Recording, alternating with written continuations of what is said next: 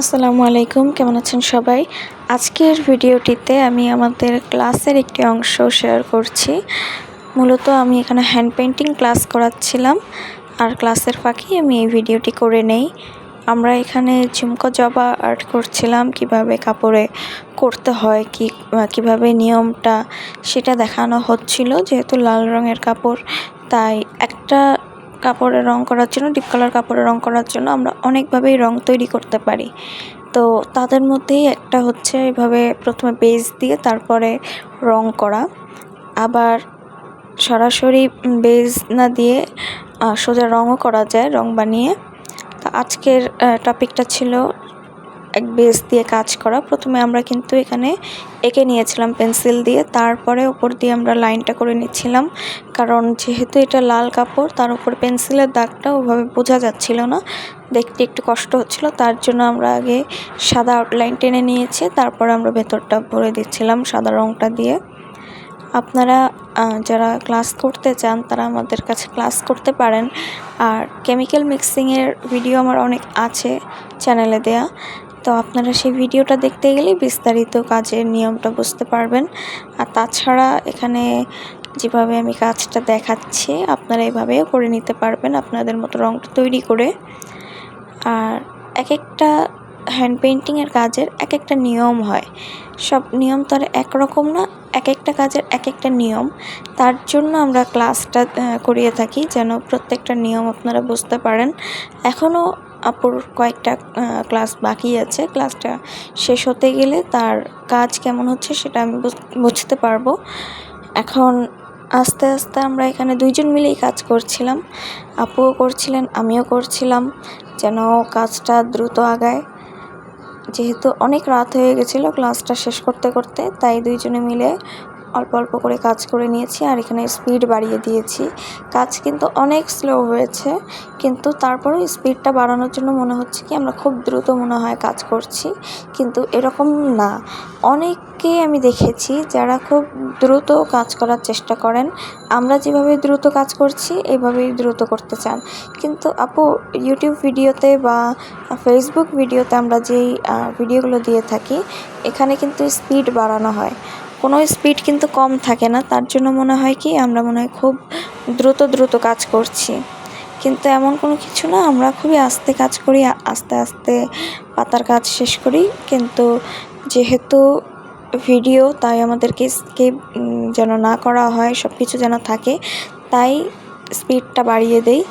আর অনেকেই ভিডিওটা স্কিপ করে দেখে, তার জন্য অনেক প্রশ্নের উত্তর কিন্তু আর কমেন্টে জিজ্ঞেস করে বা অনেক কথা বুঝতে পারে না। তো মূল হলো কথাগুলো শুনতে হয়। যখন আমরা কোনো কাজ শিখতে যাই, একটা ভিডিওকে 3 থেকে 4 বার দেখতে হয় একদম না টেনে। সেটা যদি আমরা কোনো অনলাইন ক্লাসও করি, যেহেতু আমাদের অনলাইন ক্লাসে সব ভিডিও সেভ থাকে, সেটা আমার কাছে হোক বা অন্য কারোর কাছে, সেই ভিডিওটা কিন্তু কমপক্ষে 3 থেকে 4 বার না টেনে দেখতে হয়। ক্লাস ভিডিও বা আমরা যখন কোনো কিছু শিখতে যাই, সেই ক্ষেত্রে অবশ্যই আমাদের ভিডিওগুলোকে বোঝা লাগবে। অনেক সময় হয় কি যে শর্ট টাইম যেহেতু ক্লাসগুলো অনলাইনের, সেগুলো হচ্ছে দ্রুত করে দেখানো হয় যেন সবাই সবগুলো বুঝতে পারে, নাহলে সবাই কিন্তু ধৈর্য নিয়ে দেখে না। আমার এখানে কিন্তু কাজটা করার সময় প্রথমে আমি সাদা বেসটা দিয়ে কিন্তু আমি অনেকক্ষণ অপেক্ষা করেছিলাম। কমপক্ষে যদি বলা হয় কতক্ষণ অপেক্ষা করা উচিত, তাহলে বলবো কমপক্ষে আমাদের 20 মিনিট অপেক্ষা করা উচিত। 20 মিনিট অপেক্ষা করতে গেলেই রঙটা একটু শুকিয়ে আসবে, তার উপর দিয়ে আরেকটা কালার দিতে গেলে খুব ভালোভাবে কালারটা কিন্তু সুন্দর হবে। আর আমি কালারের জন্য কমপক্ষে 3 থেকে 4টা কালার আমি ব্যবহার করে থাকি, কারণ আমাদের পাতায় কেমন কালার হচ্ছে, ফুলে কেমন কালার হচ্ছে, এগুলো কিন্তু মনে রাখতে হবে। আমরা যদি কালারটা ভালোভাবে চিনতে না পারি, একটা ফুলে কিন্তু একটাই রং হয় না, ওই রঙের মধ্যেও লাইট ডিপ শেড আছে। আমাদেরকে এই লাইট ডিপ শেডটাকে ধরতে হবে। যদি আমরা এই লাইট ডিপ শেডটাকেই না ধরে কাজ করি, তাহলেই কিন্তু আমাদের কাজটা ভুল হয়ে যায়। দেখা যায় আমরা একটা পাতা সবুজ একটাই কালার দিয়ে রেখে দিই, তাহলে কিন্তু এটা দেখতে ভালো লাগে না। পাতায় কোন জায়গাটা কেমন কালার হবে, কোন জায়গাটা হালকা হবে, কতটুকু ডিপ হবে, এইগুলোকে আমাদেরকে বুঝতে হবে। যখন আমরা এই জায়গাগুলোকে ধরতে পারবো, বুঝতে পারবো, তখনই যে আমাদের পাতাগুলো সুন্দর হবে, ফুলগুলো সুন্দর হবে। আর তুলি হচ্ছে আপনারা আপনাদের পছন্দ মতো ব্যবহার করবেন। দেখা যায় যে আমি যেই তুলি ব্যবহার করছি ওই তুলি ব্যবহার করে আপনার কাজ নাও সুন্দর হতে পারে, আবার আপনি যেই তুলি ব্যবহার করছেন ওই তুলিটা আমি ব্যবহার করতে কমফোর্টেবল নাও হতে পারি।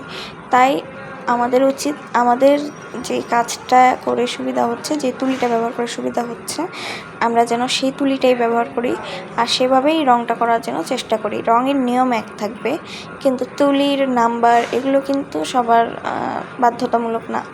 আমি এখানে সম্ভবত 5 নাম্বার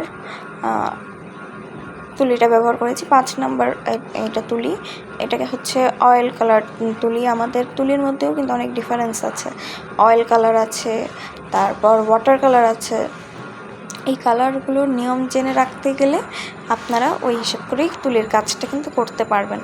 আমি এক একটা কাজের জন্য এক এক রকম তুলি ব্যবহার করে থাকি, যখন আমার কাছে যেটা সুবিধা মনে হয়। কালারগুলো কিন্তু আমি একে একে দিয়ে দিচ্ছি, একটু জায়গা বুঝে বুঝে দিচ্ছি যে কোথায় আমার লাইট দিতে হবে, কোথায় আমার ডিপ দিতে হবে। আপনারা যদি এভাবে ফলো করেন তাহলেই বুঝতে পারবেন যে আমি কোথায় লাইট দিচ্ছি আর কোথায় ডিপ দিচ্ছি।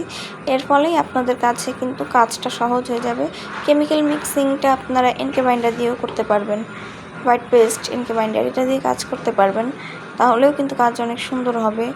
তাছাড়া প্রত্যেকটা কাজের সৌন্দর্য ফুটিয়ে তোলার জন্য এক একটা নিয়ম আছে, এক একটা কারণ আছে যে আমরা কেন এইভাবে ব্যবহার করছি বা আমরা ওইভাবে ব্যবহার করছি।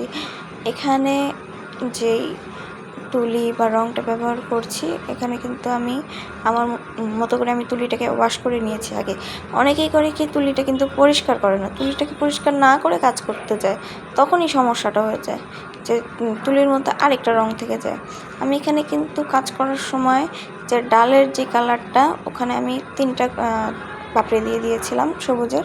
তো আমাকে আপু বললো যে 3টা না 2টা ছিল, যেহেতু আমাদের কাগজে আঁকা ছিল, আঁকাটাকেই আমি কাপড়ে উঠিয়েছি।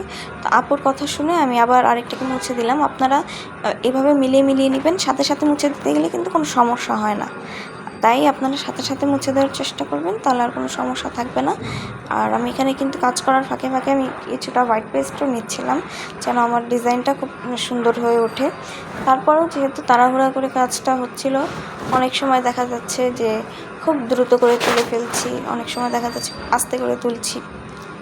এভাবে করে আমি আগে ক্লাসে আঁকাটা দেখাই, এরপরে প্র্যাকটিস আমি করতে দেই, যেন সময় নিয়ে কাজটা বোঝা যায়। তাই প্র্যাকটিস করতে হবে। আমি তো কাজ দেখিয়ে দিব, কাজ দেখানোর পরে কাজটা আপনাদেরকেই তুলতে হবে। আপনারা যদি মনোযোগ দিয়ে কাজ না করেন তাহলে তো আমি বুঝবো না যে সবার কাজ কেমন হচ্ছে। আপনারা চাইলে আমাকে ইনবক্সও করতে পারবেন মেসেঞ্জারে, তাহলে আমি মেসেঞ্জারে চেক করব কার কাজ কেমন হচ্ছে, আর সেভাবে আমি বলতেও পারবো যে আপনাদের ভুল কোথায় আছে বা ঠিক কোথায় আছে, কতটুকু খারাপ হচ্ছে কাজ। তখন আপনারা ইউটিউব ভিডিও দেখেও শিখতে পারবেন। ইউটিউব ভিডিও দেখেও শেখা অনেক সহজ, কিন্তু তার জন্য সেটা যেই ক্লাসই হোক না কেন, যেই টপিকই হোক, ব্লগ হোক, হ্যান্ড পেইন্টিং, বাটিক, যেটাই হোক, অবশ্যই প্র্যাকটিস করা লাগে। কারণ প্র্যাকটিস না করলে আমরা যে কাজটা দেখছি খুব সহজ, ওটা তো খুব সহজ নাও হতে পারে। ওটার নিয়মটা তো আগে আমাদেরকে ধরতে হবে। তার জন্যই হচ্ছে ছোটো ছোটো টুকরা কাপড়ে কাজ করবেন। ছোটো ছোটো টুকরা কাপড়ে কাজ করলে ওই কাপড়টা নষ্ট হয় না। ওই কাপড়টা দিয়ে পরে আপনারা কোনো বেবি ড্রেসও বানিয়ে নিতে পারবেন। আমি তো এমনই করি, আমি এখনও প্র্যাকটিস করি। যখনই করতে থাকি কাজ, আমি ওটাকে নিয়ে চিন্তা করি যে আমি এটাকে কী করতে পারি। আমার কোনো একটা কাপড় আমি ওয়েস্ট করি না, ওয়েস্ট করার তো কোনো অর্থ নাই। আর আজকের কাজটা কেমন হচ্ছে অবশ্যই জানাবেন। ফুলের অনেকগুলোই কাজ অনেক বাকি ছিল, সে সম্পূর্ণ আমি শেষ করতে পারি নাই। তো এটা ভিডিওর শেষে কেমন হয়েছে কাজটা অবশ্যই দেখতে পাবেন। সবাই ভালো থাকবেন আপুরা, আসসালামু আলাইকুম। আর আজকের কাজ কেমন হয়েছে অবশ্যই জানাবেন। আমি আরেকটি ভিডিও করব বিস্তারিত, কী রং দিচ্ছি, কিভাবে করছি, সেটা নিয়ে অবশ্যই আমি আরেকটা বিস্তারিত ভিডিও দিব। আসসালামু আলাইকুম।